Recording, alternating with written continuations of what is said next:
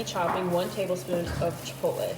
Before you cut and juice the lime, it's a good idea to roll it, that way it's going to be easier to juice and get all of the liquid out. And we're just going to juice half this lime into our bowl with our adobo chilies. I'm going to add 1 tablespoon of honey into this mixture, and then we'll whisk it together to combine. Turn the broiler on. Spray your lined baking sheet with oil to prevent the tilapia from sticking. Sprinkle about 1/4 teaspoon of salt and pepper over each fish fillet.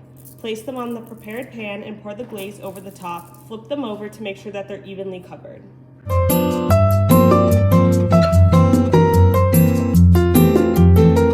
Making sure the fillets are evenly covered, let them sit for 5 minutes to season. While the tilapia is sitting, to prepare the mango salsa, you're going to start by peeling your mangoes. You're going to need 2 mangoes that are diced.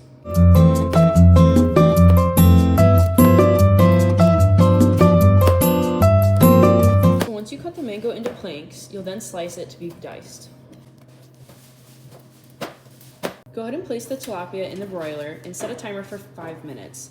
If your tilapia is bigger, you can go ahead and adjust the time. Now we're chopping 2 tablespoons of cilantro. For the salsa, you're now going to mix together your cut mango as well as the cilantro, and then you'll also juice the other half of the lime and add salt and pepper to taste.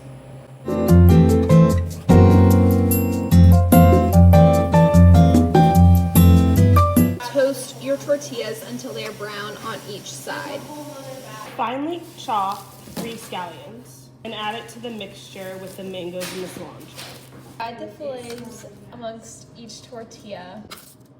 Now go ahead and top the tacos with the mango salsa.